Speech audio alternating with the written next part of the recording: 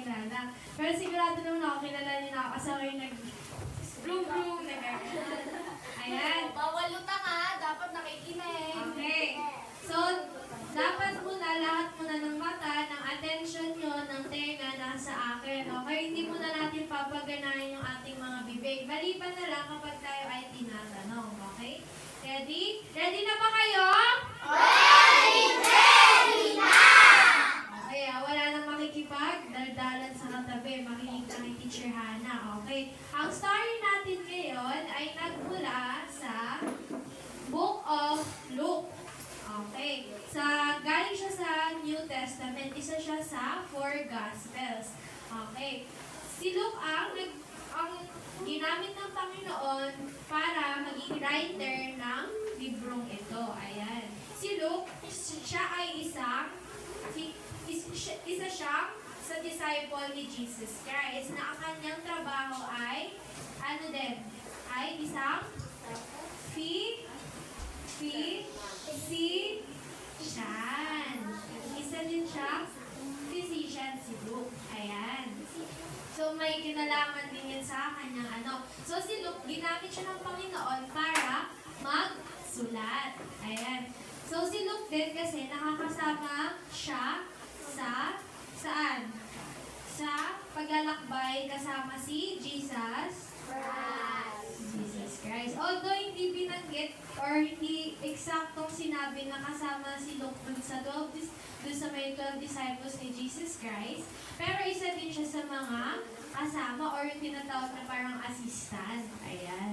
So si Luke hindi man siya nakasama dun sa pagiging 12 apostle, pero isa pa rin siyang disciple ng Panginoon. Pag sinabi naman kasi ng disciple, ibig sabihin nun, follower ni Jesus Christ. So, si Luke na yon, siya yung nagsusulat. Kumbaga, dino-document niya lahat na nangyayari dun sa kanilang paglalakbay kasama si Jesus Christ. Ayan. So, next na po, teacher. Ayan. Ang ating pamagat ng lesson ngayon ay Jesus healed the woman with infirmity. Nang ilang taon daw? 18 years. Sino na dito 18 years old? Sino na dito 18 years old? Ayun, kami ni Teacher Althea, palas kaming 18 years old. So, kung sakali, di ba? Parang simula nung pinanganak kami, 18 years, meron daw infirmity. Ano ba ang ibig sabihin kaya ng infirmity? Infirmity. Alam niyo ba yung salitang infirmary? Infirmary na lang. O sige, infirmary. Kasi ginagamit din, almost para may connection din yung infirmity sa infirmary. Okay, yung infirmary, tinatawag din to other term for clinic or hospital. Ang infirmity naman, ito sa Tagalog ay kahinaan. Ayan. At yung ating tema pa rin ay sa The Miracles of Jesus Christ. Sino na nakakaalam ng kwento na to? Meron na bang nakakaalam?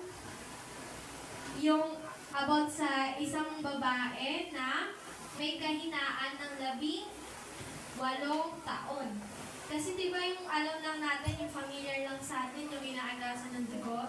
Hindi yun. Iba yun. Ibang babae ito. Ayan. Handa na ba kayong malaman kung ano yung kanyang kwento? Ayan. O, sige. Next na, teacher. Mula sa Luke chapter 13, verse 10 to 17 ang ating kwento. Pwede niyong buksan sa Bible or i-search nyo yung kwento niyan. Ayan. Pero mas mainam pa rin sa Bible. Ayan. Pag sinabing crippled or infirmity, ang sabi doon, ito daw yung kondisyon o kalagayan na kung saan ay disabled siya or hindi siya anong tawag dito? Nakakapaglakad. Ayan. Dahil daw sa isang maaaring ginawa niya or naging aksidente o kaya naman mayroong even spirit na nasa kanya. Meron na ba kayong kilalang tao na lumpo? May kilala ba kayong taong lumpo? Or hindi makalakad? May kilala ba kayo dahil sa aksidente, ganon, o kaya pilay? Meron ba kayo? Ayun, diba may alam naman natin yung mga taong hindi nakakalakad. Sa tingin nyo, nakaya pa nilang tumakbo? Siyempre hindi. Hindi nga nila kaya maglakad. Siyempre, basta lang hindi nila kayang tumakbo. At saka, anong itsura nila ng mga taong gano'n, hindi makapaglakad ng maayos? Anong itsura? Ano kaya? Hindi, based dun sa nakikita nyo, ano ba yung actual natin nakikita kapag hindi makalakad ng isang tao? Either siya ay nakahiga or tama yun, naka-wheelchair, at saka yung ano yung tawag doon? Ayun, tungkod, tsaka yung saklay, diba? Ayun. Pero itong babaeng to, okay, ang kanyang kondisyon or yung itsura niya, okay, na hindi siya makalakad, siya ay nakaganito. Ang ganyan. Okay, di ba yung iba naka-wheelchair? Nung panahon kasi na yan, hindi pa uso yung wheelchair or hindi pa na-invento yung wheelchair. Ayan, tsaka sa mga mayayaman lang na tao, yung may kakayanan na, yung para may ginagamit sila equipment para makapaglakad ng maayos. Ayan. So, itong babaeng ko, hindi naman din siya ganong kayaman. Kaya, tungkod lang yung kaya niyang bitbitin. Ayan. Ano daw itsura ng babae? Siya daw ay nakayuko o yung kanyang likod ay nakakurba. Ayan. Gusto niyo ba maglakad o nakaganon? Yes. Okay. Kahit naman din siya, hindi niya rin ginusto na siya ay maging ganyan. Siyempre gusto niya rin makalakad ng maayos. Pero, dahil nga sa siya ay may kapansanan o pilay kung tatawagin. Hindi siya pilay ng dahil sa aksidente o sa kanyang kasalanan, kundi siya ay nalumpo o baldido dahil sa, ano yung sabi dito? Dahil sa evil spirit. Okay, next na teacher. Ano kaya nangyari? Ayan. So, bago tayo magtungo doon, may dalawa tayong words na unfamiliar sa atin. Anong tawag dun sa umpisa? Sabat. Ang ibig sabihin daw doon, ito daw yung importanteng araw na kung saan ito ay ang mga Hudyo o yung mga Jewish people, sila daw ay hindi nagtatrabaho. So, kung itutumpasin natin siya sa panahon natin ngayon, sa atin sa mga Hentil, ito yung parang tinuturing na Sunday. Anong araw ngayon? Sunday. Okay. Sa kanila kasi, binigyan ng Panginoon ng ilang araw. Sa isang linggo, ilang araw ang meron? Ayan. Ito, yung pang-pitong araw nila, ito yung tinatawag nilang Sabbath day. Ayan. So, syempre, magkaiba din kasi yung ating tinatawag na kalendaryo na ginagamit. So, at saka, ibig sabihin, kapag sinabi kasing Sabbath day sa kanila, talagang, tinatawag na sacred o banal para sa kanila. Ibig sabihin, walang tao ang dapat magtatrabaho sa araw na yun. Kasi yung buong araw nila na yun, dapat nakapokus lang sa Panginoon. Parang sa atin lang din, di ba? Kaya kailangan yung Sunday is Lord's Day. Ayan. So next, ano kaya ito? Ano kaya ang basa dito? Ano? Synagogue. Ayan. So, yung iba, ang sabi doon, ang tamang pronunciation doon dito ay synagogue. Sabi nyo nga, synagogue. Isa pa. Last one. Ayan. O, tama din naman yung iba yung sinabi nyo. Sa Tagalog ay, Sinagoge. Ayan. Sinagoge o synagogue. Ayan. Ito daw yung lugar na kung saan ang mga Hudyo daw ay nagtitipon-tipon. Kagaya nito. Tayong mga bata, nagtitipon-tipon tayo sa lugar ng GHBM Mission house. Ayan. So, nung panahon nila, ang tawag daw sa kanilang church, o sa church natin ngayon, kung ikukumpara, ay sinagog. At ang lugar na ito, dito daw, bukod sa nagtitipon-tipon ng mga tao, sila din daw ay sumasamba sa Panginoon. At saka, nag-aaral ng salita ng Diyos. So, anong panahon nila, nag-aaral sila ng batas. Ng batas. Ayan, ng batas sa kanilang lugar. Tsaka, syempre, kasama doon yung tungkol sa Panginoon. Okay? Ano nga ulit yung dalawang words? Sabat at saka sinagog. Ayan, next. Picture. Ayan, so pipindutin natin yung link at picture at copy that.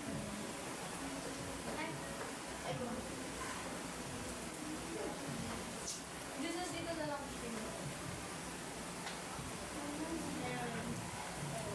Okay, pipindutin natin yung link ha. Malalaman natin kung ano yung nangyari dun sa babae. Ayan. Close your eyes muna. Close your eyes. Ayan. Okay? Ready? Open your eyes. Ayan. Ano napapansin nyo? Siya ay kuba at saka hindi makalakad ng maayos. So sabi daw doon, sa araw ng Sabat, okay? So alam nyo na kung ano ibig sabihin ng Sabat ha? Sa araw daw ng Sabat, kung saan ang mga Hudyo daw o mga tao ay nagtipon-tipon at hindi nagtrabaho, meron daw isang babae na crippled. Pag sinabing crippled, ano ulit yon? Lumpo o hindi makalakad na maayos. Okay. At dahil daw sa kanya, dahil daw saan? Sa evil spirit, siya daw ay naglakad tungo dun sa papuntang sinagoge na matatagpuan sa lugar ng Jerusalem. Saan lugar daw? Jerusalem. Ayan, sa lugar ng Jerusalem. Okay, next. At ang mga tao daw, meron daw dong nagtuturo. Sino kaya yung nagtuturo sa mga tao dun sa lugar ng Jerusalem? Ayan. Walang iba kundi si Jesus Christ. Ang tawag sa kanya ng mga tao, pati ng kanyang mga disipulo ay Rabbi. Sabihin niyo nga, Rabbi. Pag sinabing Rabbi, ang ibig sabihin nun ay Master or Teacher. Okay, ano ibig sabihin ng Rabbi? Ayan, siya yung nagtuturo sa mga tao tungkol sa Panginoon. Ayan. Okay, next. At napansin daw ni Jesus Christ na mayroon daw isang babae na ano daw? Kuba o hindi makalakad o makatayo ng maayos, di ba? So ano kayang naging reaction ni Jesus Christ nung nakita na yun? Naawa ba siya o hindi? Naawa siya syempre. Okay, sa kanyang kalagayan. Ano kayang sunod na ginawa ni Jesus Christ? Ayan. Okay, pinaliwanag ng babae yung kanyang kondisyon. Sabi niya, hindi daw siya makalakad o makatayo ng tuwid o ng maayos. Dahil daw ang kanyang spine. Ano ba yung spine natin? Yung dito. Alam niyo yung buto dito? Sige nga, hawakan nyo nga. Try nyo ang hawakan dito banda sa leeg. Ayan, yung mahabang gano'n na buto. Hindi dito. Ito. Yung kumukonekta sa ano natin. Yung mahabang buto. Ayan. Yung spine niya daw ay crook. Pag sinabing crook ay hindi align. Hindi align yung buto niya. So, kaya siya ganito. Hindi siya nakatuwid ng tayo. Ayan. At saka hindi rin siya makalakad. Ayun.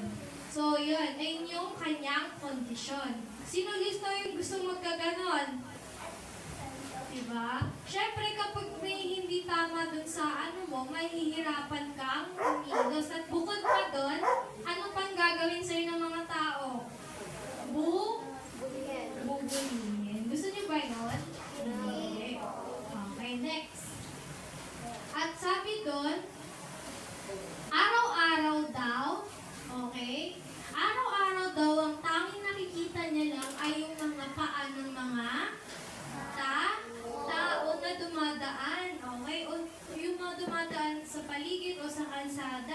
hindi man lang siya makatingala dun sa kanyang kausap. Lagi lang ang nakikita niya kapag siya ay ang pinipilit niyang maglakad, ang ano lang daw yung nakikita niya, yung mga paa ng mga tao. Ayan. At saka, siya daw ay laging kinaaawaan or ano ba yung sinasabi ng mga tao sa kanya? Yung mga pang-aasar, pangbubuli na hindi tama. Gusto niyo ba yon? Hindi. Tsaka syempre dumating sa punto na siya din ay pinagtatawanan at saka pinagtatabuyan dahil nga sa kanyang kondisyon. Okay? Next, teacher. Ayan. Dahil ang Panginoon, habang siya ay nagtuturo, napansin niya itong babaeng to. At dahil, sino ba si Jesus Christ? Siya daw ay Diyos na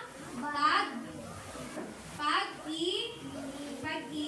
Dahil ang Panginoon ay mapagmahal na Diyos, siya daw ay naawa dito sa babae at kanya itong pinalapit sa kanya. Tinawag niya ito at pinalapit sa kanya. Okay. Ano kayang gagawin niya? Next, teacher.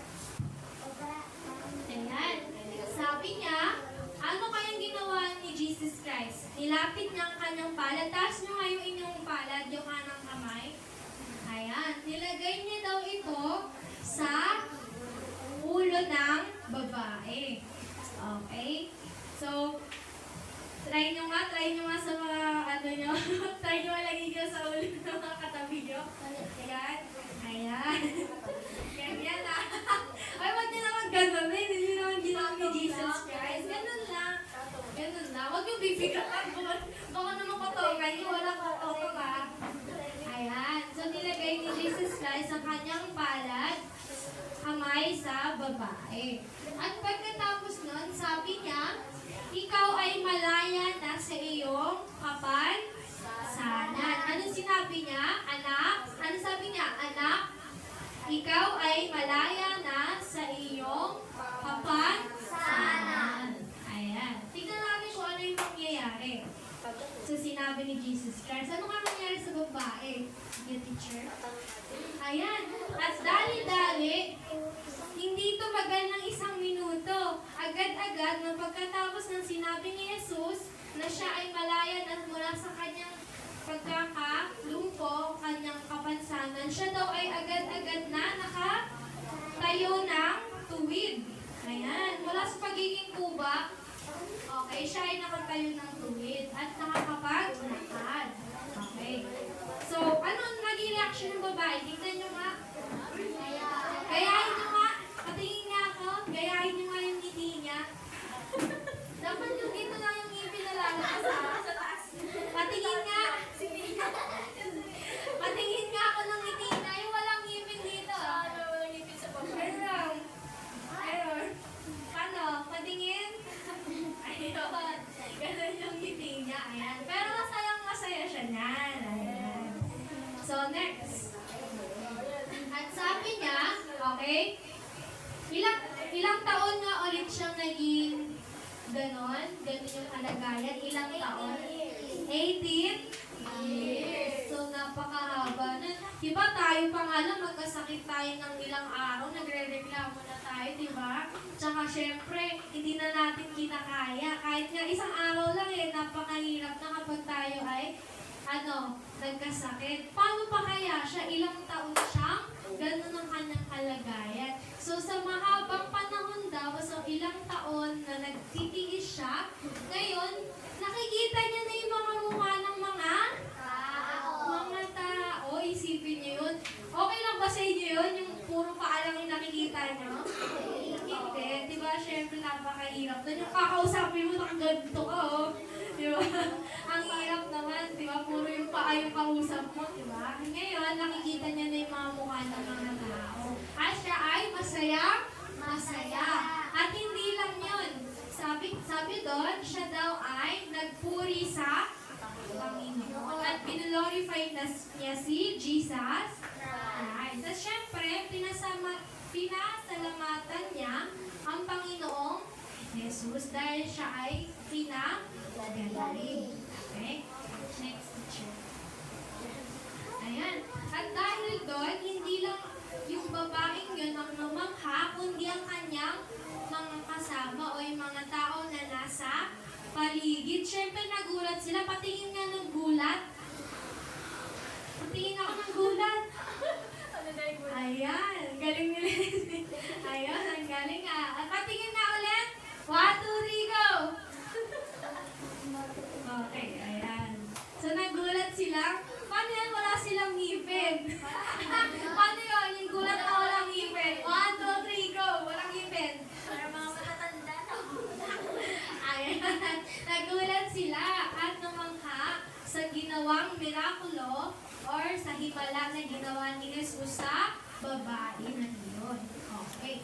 At sila din ay syempre natuwa at nagalak doon sa nangyari. Okay. Meron pa po ba next teacher? Ayan. Ngunit, ano kayang nangyari? Sabi doon, nung nabalitaan ito ng pinuno ng sinagoge o ng sinagog, okay? Kasi nung panahon nila, ang mga namumuno sa kanilang lugar, specifically sa Jerusalem, ay yung mga tinatawag na Paraseo, mga Pharisee, at saka yung mga Sadducees. Hindi sila natuwa. Sa tingin nyo, ano kaya nangyari? Sila daw ay nagalit nung panahon na yan. Dahil si Jesus Christ daw ay gumawa ng himala sa mga tao sa araw ng alin daw? Sa Sabat. Ano bang meron kapag Sabat? Ano ulit? Kapag araw ng Sabat, ang kanilang batas ay ayun, hindi nagtatrabaho ang tao o hindi gumagawa ng kung anumang bagay. Ayan. At sabi doon, sabi nung pinuno, hindi dapat gumagawa ng kung ano-ano ang mga tao sa araw na yun. Pero bakit nagpagaling si Jesus, yung sinasabi ng Jesus, at ipinakita ito sa mga tao? So nagalit sila. Sabi niya, mayroon daw 6 na araw upang magtrabaho at yung araw ng Sabat, ito yung araw ng kapahingahan. Okay, and sabi niya, hindi daw dapat nagpapagaling o nagpapagaling ng mga ganong tao sa araw na yun. Sa tingin nyo, sino ang tama? Si Jesus ba o yung leader na yun? O yung pinuno na yun? Bakit? Sige nga, bakit kaya? Bakit sa tingin nyo si Jesus ang mas tama? Ang ginawa? Ha? Kasi pinagaling niya yung tao. Ayun, pinagaling na yung tao. Okay. Bakit nagagaling sila? Kung pinagaling naman pala. Ano ba yung tingin nila na nababiolate sa kautusan? O, sige nga. Bakit kaya? Galit na galit sila. Oh. Sige. Sa tingin po nila, waste of time na po yung ginagawa ni Jesus Christ. Ayun. Very good. Kasi iniisip ng mga pinuno ngayon na ano yung Tagalog ng waste of time? Sayang lang sa oras. Ayan, tsaka parang iniisip kasi nila na dapat kapag magtuturo lang sa araw na iyon. Pero, ano kaya nangyari? Next teacher, Ruby? Ayan. Sabi ni Jesus Christ, dun sa ano na yun, dun sa nagagalit na pinuno na yun, sabi niya, yung hypocrite. Pag sinabing hypocrite, ito ay, sa Tagalog ay, hipokrito o yung parang ano tawag doon yung yung iba yung ipinapakita niya sa mga tao kaysa dun sa sa tunay na siya. Ibig sabihin, siya ay sa Tagalog, hipokrito. Pag sinabing hipokrito, for example, mabait ako kay Teacher Ruby. Pero Pero kapag hindi nakatingin si Teacher Ruby, masama naman ako kay Teacher Althea. Tama ba yun? Hindi po. O kaya naman yung ginagawa ng mga Kunwari. ayun, mapag-kunwari. Sino din ang mapag-kunwari? Ayan, yung mga pretender. Ayan. Ayan yung kunyari, kunyari siya yung biktima pero ikaw yung umiyak. Ganon. Ayan, yung mga hipokrito. Sabi niya dun sa pinuno, ikaw ay isa hipokrito. Ayan.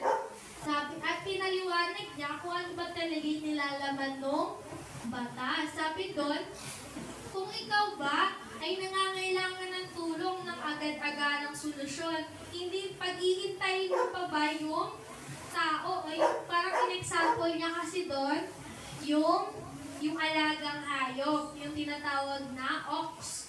Sa tingin nyo, kapag nauuhaw na kayo, ipagpapabukas niyo pa ba yung pag-inom niyo o hindi? Hindi. Hindi na, di ba? Kahit anong araw pa yun, kasi syempre, nauuhaw ka na. So parang ganun yung pinaliwanag ni Jesus Christ. Kapag may nangangailangan daw tao ng tulong, ano kailangan?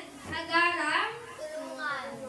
Tulungan o actional, bigyan ng solusyon ka agad. Hindi na dapat ipinagpapabukas. Kasi paano kapag namatay na yung di wala na, di ba? So ganun gumawa ang Panginoon. At ano kaya sinabi kaya? Ano kaya nangyari? Ayan. Sabi doon, okay, so hindi na ganun pina-explain pa. Pero sabi kasi doon sa Bible, okay, si Jesus Christ, okay, kinausap niya yung pinuno na yun at pati yung mga tao. Sabi niya, okay, yung ginawa niyang himala sa araw na yun ay hindi kasalanan. Hindi kasalanan yun kasi ito ay ito ay pagpapagaling sa mga taong may kailangan ng tulong. Kahit anong araw pa yan, o kahit anong oras pa yan, hindi dapat natin, pinapahuli yung pagtulong sa iba. Paano kapag emergency, nasasabi mo, pwede bang bukas na lang? Kunwari, mamamatay na yung kasama mo, sasabihin ko niyan, nalulunod na, sasabihin mo, pwede bukas na lang kita iligtas? Pwede ba yun? Hindi. Okay? So, ang gusto mangyari ng Panginoon doon, maisip ng mga tao na, hindi dapat tayo nakapokus lang doon sa alam nating instruction. Kunyari, yung para lang masabi na lagi tayong tama, hindi dapat ganun. Dapat meron pa rin tayo. Mabuti yun na sumusunod tayo. Ito mga bata, hindi masama na sumunod tayo sa rules, sa mga patakaran sa school, patakaran sa kalsada, sa kung saan-saan. Okay? Hindi masama na gumawa tayo ng tama. Pero, masigit pa rin nalulugod ang Panginoon kapag tayo ay mas sinusunod natin yung kanyang kalooban. Kasi diba sabi dun sa may verse kasi nasabi dun, we ought to obey God rather than men. Kahit sabihin ng tao na, ay ganito kasi, ganito ganyan, mayroon tayong ganito sa school. Kaya lang araw ng Sunday, ano mas pipiliin natin? Yung gala natin ng mga kaibigan kasi natapat ng Sunday o yung pag-church? Anong mas uunahin natin? Paano yan? Magtatampo sa'yo yung mga kaibigan mo. Anong gagawin mo? I-invite po. Ayun, very good. I-invite na lang natin sila. So, ganito mga bata, kapag tayo ay may pagdidesisyonan, sige. Pag tayo ay may pagdidesisyonan, okay, kunyari, napunta rin tayo sa kalagayan na yan, pipili tayo. Alin ba ang mas tamang pipiliin natin? Yung sumunod sa batas ng tao? O sumunod dahil ito yung gusto ng Diyos na gawin natin? Sige na. Ano kaya masusundin natin? Sige, next na teacher sa kanan. Ano kaya? Ano na tayo dito na tayo sa lesson learned. Ano kayang masusundin nyo kung sakali? Dun sa, susundin nyo ba yung, kapag kayo ay may pagdidesisyon, ito yung pagpipilian na dalawa lang. Susunod ba kayo dun sa utos na ginawa ng tao? O susundin nyo yung gusto at kalooban ng Panginoon na gawin mo? Sige nga. Alin dun sa dalawa at bakit? Ayan. Gusto ko marinig yung mga sagot ninyo. Ayan, mahalaga to kasi may matututunan tayo dito eh. O, sige, unahin natin si Kuya Pogi. Harap ka doon.